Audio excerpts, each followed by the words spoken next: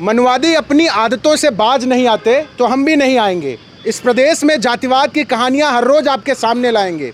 आज हमारे साथ इटावा के 3 पीड़ित हैं, 2 यादव बिरादरी मतलब पिछड़े और 1 दलित, जो अभी 10 मिनट पहले मनवादियों की छाती पर ढोल की थाप मार के आ रहे हैं। अखिलेश यादव ने इस देश के प्रभुत्ववादियों को औकात बता दी है।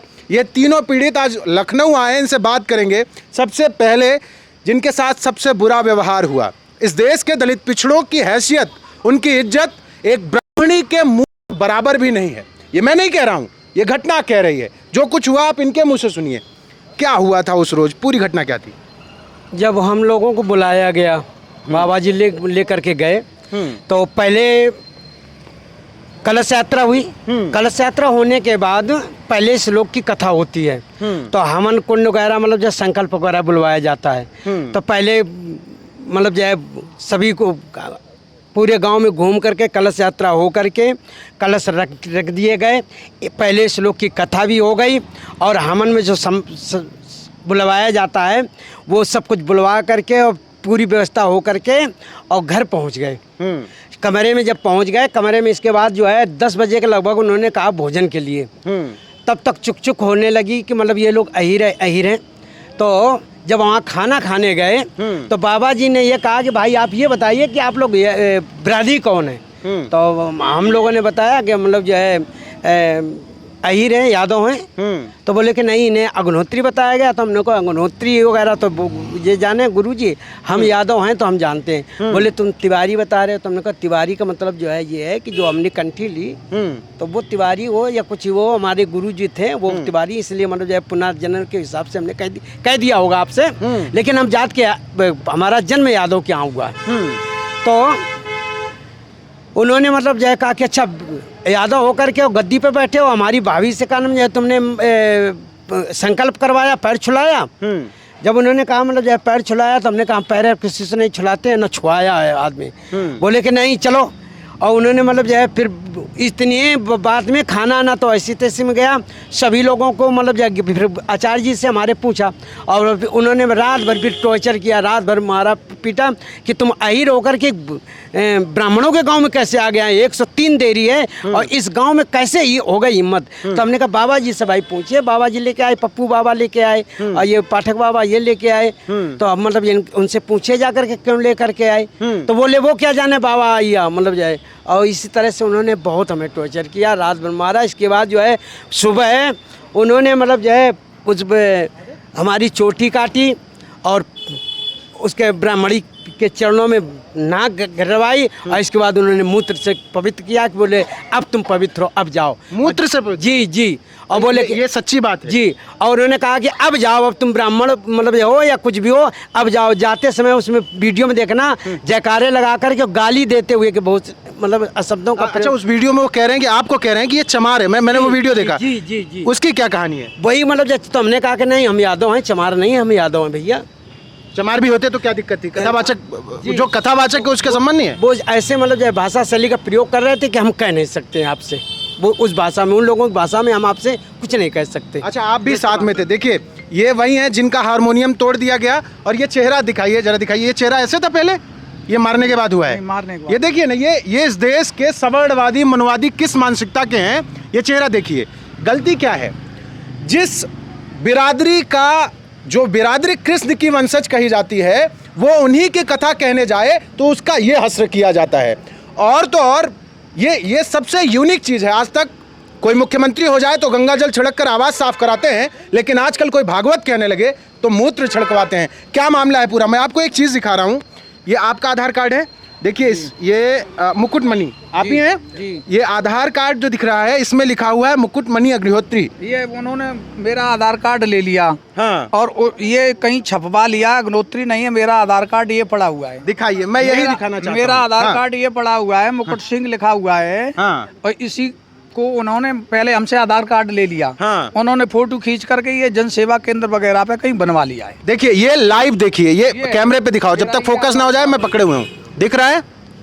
देखिए ये सामने मेरे इनका आधार कार्ड है, जो आधार कार्ड पूरे इंटरनेट पर मनवादी फैला रहे हैं और बार बार कह रहे हैं कि वो आधार कार्ड में अग्निहोत्री लिखा हुआ है। ये जो व्यक्ति और जिसका आधार है मेरे सामने खड़ा है और पीछे QR है। किसी को चेक करना है तो आधार की वेबसाइट पर जाकर चेक कर सकते हैं। पूरा फोकस रखना है इस पे। सोचिए इस देश में सवर्णवाद कितना खतरनाक हो चुका है। दलित बिरादरी का एक व्यक्ति जो साथ में ढोलक बजा रहा था, उन दुष्टों ने उसकी ढोलक भी छीन ली। और छीनी ही नहीं, इस बेचारे को मैं बेचारा भी नहीं कहता, जो आदमी अपनी मेहनत से कमा खा सकता है। देखिए, अच्छा बाल भी तोड़ दिया, गोटे ये काट दिए। क्यों बाल अच्छा बाल काटने का क्या लॉजिक बनाया इन्होंने? इनके काला मुंह करके इनको निकालो, जो जीवन में कभी ये मुंह ना दिखा सके, मर जाएं ये। हाँ, ये सब हो रहा था तो आप कुछ देख तो पा नहीं रहे थे, पर समझ में कुछ आ रहा था, कुछ लगा कि क्या हो रहा है इस देश में, क्या चल रहा है? हाँ? आपको भी गाली वाली दी? जी दी, तो मतलब जैसे बाल गोटे तो उन्होंने कहा ये तो अंधा है, ये कहीं भाग तो पाएगा नहीं, इसे छोड़ दो। और 1 2 3 थप्पड़े हमारे मारी। अंधा होने के नाते उन्होंने आपके साथ ज्यादा दुर्व्यवहार नहीं किया। बाल आपके भी उड़ाए, मैंने वीडियो देखा। चोटी हमारी काटी, हमारी 16 साल की चोटी थी। 16 साल की? 16 साल से हम कथा कह रहे हैं, 16 साल से इतनी लंबी चोटी थी हमारी। और उन्होंने हमारी चोटी काटी, खूब बड़ी भारी चोटी थी। उस चोटी को काटा। पहले तो उन्होंने मारा है मुझे 10 बजे से लेकर के सवेरे 4:30 बजे तक। एक हमारी चेन थी सोने की, वो छीन ली, एक अंगूठी ले ली, और जो भी उनके समझ में आया वो उन्होंने किया। शराब पी करके, और पूरी रात गाड़ी भागी उनकी, शराब ले आए, पी के मारा। शराब पी के? जी। सोचिए, ये है इस देश के वो पवित्र माफ कीजिएगा, धर्म के ठेकेदार और जाति विशेष के लोग जो अपने आप को इस धर्म का सबसे श्रेष्ठ बताते हैं, वो पूरी रात दारू पी के भागवत कथा कहने वालों को नीच बता के मारते हैं। सोचिए ये किस स्तर की व्यवस्था है। और ये जो तीनों पीड़ित हैं जिन्हें मैं आपको दिखा रहा हूँ, बहुत बेहतरीन तरीके से इनकी मदद की है अखिलेश यादव जी ने, और इनको वहाँ से लेकर आने वाले सपा के विधायक प्रदीप यादव जी ने। औरैया से ये इन तीनों पीड़ितों को लेकर आए हैं। जिलाध्यक्ष जी भी आए हैं। ये पूरी समाजवादी पार्टी की वो कमेटी है जो इन पीड़ितों के साथ खड़ी है। और मैं एक बात कहूँगा, इस पूरे वीडियो का एक निचोड़ मैं आपको बताऊं कि जब इस देश को, इस प्रदेश को जाति के नाम पर तोड़े जाने की साजिश हुई, 2 ऐसी पार्टियां थी जिनका ठीक ठाक वोट बैंक था, उसमें घुसे लोगों ने उन्हें जातियों में बांट के, किसी को यादव से, किसी को जाटव से, किसी को दलित से भड़काकर बांट दिया। तब ये नजीर है कि दलित और पिछड़े साथ खड़े थे। और खिलाफ कौन खड़ा था वो विधायक जी बताएंगे। कौन खड़ा था सर? कौन था जो इनके खिलाफ खड़ा था? कौन था जो इन्हें मार रहा था? और आपने क्या देखा? सबको मालूम है कि मनवादी जो लोग हैं आज भी उनकी वही धारणा है। हम इस बात से पीड़ित नहीं है, हम इस बात से पीड़ित है कि बहुत बड़ी घटना होने से अध्यक्ष जी ने और हमने बचाई। जब इतना अपमानित किया कि ये अपने आप में इतने द्रवित थे कि ये मरने को जा रहे थे फांसी लगाने के लिए कि हम आत्महत्या कर लेंगे, अब समाज में मुंह कैसे दिखाएंगे, इतना बेइज्जत महसूस कर रहे थे। तो हम लोगों ने कहा कि नहीं, हम आपका सम्मान कराएंगे, राष्ट्रीय अध्यक्ष जी से मिलवाएंगे, आदरणीय अखिलेश जी से।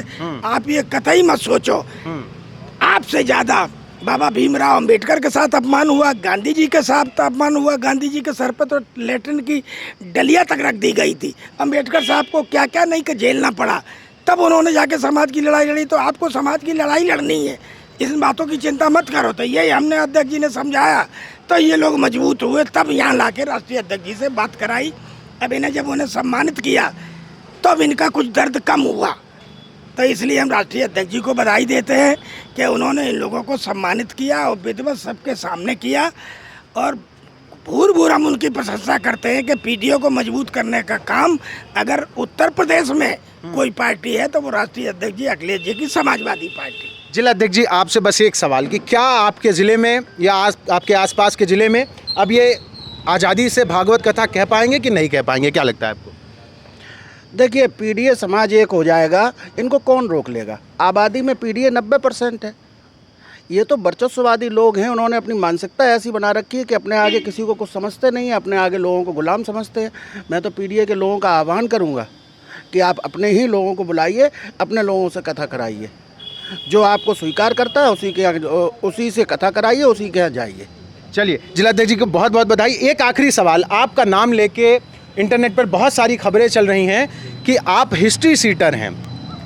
तो हमारा तहकीकात की जाए, हम कहाँ से आपके ऊपर कोई मुकदमा है वहाँ? कोई नहीं। आज दिन तक मेरा गांव पड़ता है गुढ़ा शेरपुर। हाँ। शेरपुर का रहने वाला, मेरे पिताजी का श्री राम आधार नाम है। पर पहले पता लगाएं मेरे बारे में, मैं टीचर हूँ। मैंने प्राइवेट स्कूल चलाया मढ़ा में। इसके बाद जो हमने अछल्दा में भी स्कूल चलाया और वहाँ मतलब बरके प्रभाशाला में भी स्कूल चलाया। स्कूल चलाने के बाद जब मोदी सरकार आई तो प्राइवेट स्कूलों को बंद कर दिया। तो अब जब कोई मेरे पास जरिया नहीं रहा तो हम उस समय से फिर हम गुरुजी के साथ, इनके मतलब मुकुटमणि महाराज के साथ जुड़ गए, क्योंकि संस्कृत का थोड़ा हमें ज्ञान था, इसलिए हम भागवत में जुड़ गए। तो हवन वगैरह और साथ में फिर सहायकी भी करने लगे। ठीक है, मतलब ऐसा कोई आपके ऊपर आपराधिक मुकदमा नहीं है। ये वीडियो यहीं ख़त्म करेंगे। ये तमाम लोग हैं जो इस पूरे घटनाक्रम के साक्षी हैं, उसी ज़िले के हैं।